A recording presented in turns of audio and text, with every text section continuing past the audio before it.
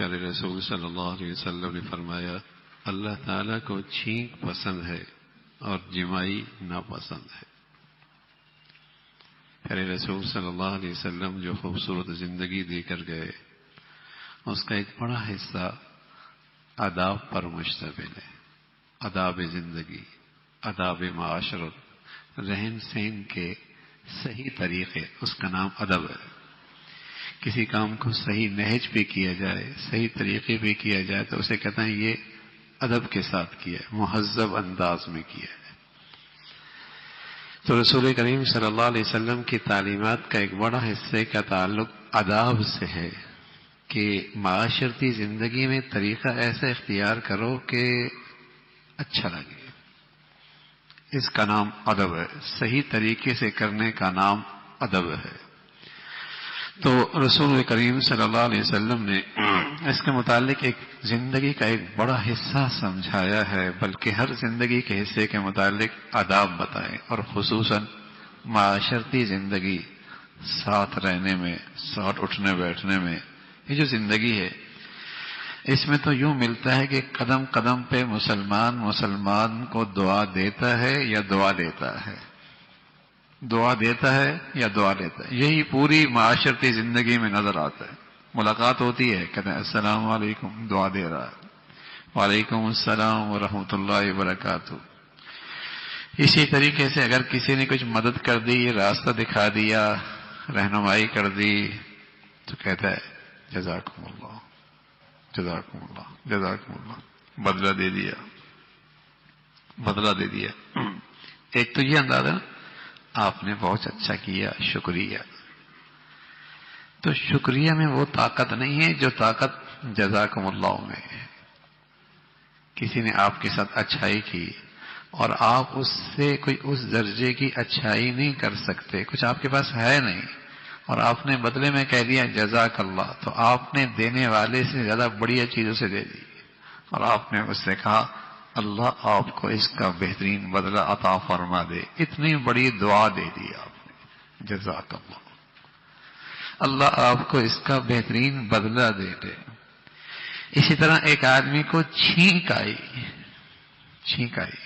تو یہاں بھی دعا ہے الحمدللہ، اس نے کہا یرحمک اللہ، اللہ تجھ پہ رحم کرے۔ اچھا ہمارے ہاں اب چھینک مسئلہ بن گئی نا، اس میں ایک لطیفہ بھی بنا نا، وہ جیسے ہر چمکتی چیز سونا نہیں ہوتی اور ہر چھینک کرونا نہیں ہوتی، ہاں؟ حالانکہ یہ چھینک ایک نعمت ہے، ایک نعمت ہے۔ دماغ میں نشاط آتا ہے، دماغ میں اس میں جتنے زائد بخارات ہوتے ہیں یہ نکلتے ہیں، یہ اللہ کی طرف سے ایک نعمت ہے۔ اس لیے حکم کیا ہے، ادب کیا ہے، جب یہ آئے کہو الحمدللہ، اور کوئی اس کی آواز سنے تو کہے یرحمک اللہ، اللہ تجھ پہ رحم کرے۔ پھر چھینک والا کہے یہدیکم اللہ یصلح بالکم، اللہ تیری رہنمائی فرمائے اور تیرے احوال کو اللہ رب العزت سنوار دے۔ یہ کتنا خوبصورت انداز۔ ہاں ایک مرتبہ نہیں، دو مرتبہ نہیں، 3 مرتبہ چھینک آ گئی تو اللہ کے نبی نے فرمایا اب نہیں، یہ نزلے کی وجہ سے، زکام کی وجہ سے، کسی تکلیف کی وجہ سے۔ لیکن عام معمول میں چھینک آ جائے تو یہ نعمت ہے، یہ نعمت ہے۔ اور کہنے جس کو آئے وہ کہے الحمدللہ۔ ہاں ادب بتایا، جب چھینک آئے نا حد الامکان اس کی آواز پست کرو، پست کرو، اور اگر ہاتھ میں رومال ہے منہ پہ رکھ لو، ہاتھ میں رومال نہیں ہے تو ہاتھ رکھ لو۔ یہ اللہ کے نبی نے آداب بتائے، یعنی ایک ادب تو یہ بتایا کہ آئے تو الحمدللہ کہے، جو اسے سنے الحمدللہ۔ اچھا جو شخص الحمدللہ نہ کہے تو سامنے والے کے لیے اس کے لیے دعا بھی نہیں ہے، دعا بھی اسی شخص کے لیے ہے جو الحمدللہ کہہ رہا ہے۔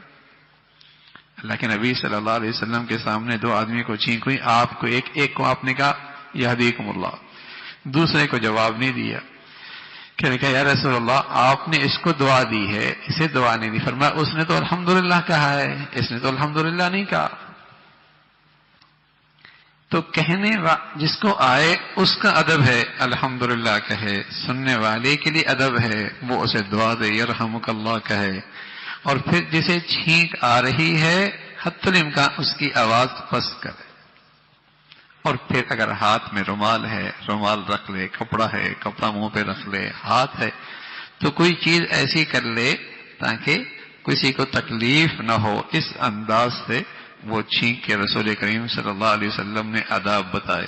البتہ جمائی یہ سستی کی علامت ہے، یہ سستی کی علامت ہے، اور جب آدمی جمائی لیتا ہے اور منہ کھولتا ہے تو شیطان خوش ہوتا ہے، اس لیے کہ وہ تو اس کے اندر کینہ ہے نا انسان کے بارے میں، اور وہ انسان کے بارے میں کینہ پرور دشمن ہے، جب اس کی بگڑی ہوئی شکل دیکھتا ہے تو بڑا خوش ہوتا ہے۔ تو حکم کیا ہے؟ حتی الامکان اس جمائی کو روکا جائے، اور حتی الامکان اس سے احتیاط کی جائے، لیکن پھر بھی آ جائے تو ہاتھ رکھ لے، پھر بھی آ جائے تو ہاتھ رکھ لے۔ تو رسول کریم صلی اللہ علیہ وسلم نے فرمایا کہ چھینک ایک نعمت ہے اور جمائی یہ سستی کی علامت ہے، اس سے خوشی ہوتی ہے تو شیطان کو خوشی ہوتی ہے اور وہ اس سے خوش ہوتا ہے۔ تو رسول کریم صلی اللہ علیہ وسلم نے یہ آداب بتائے۔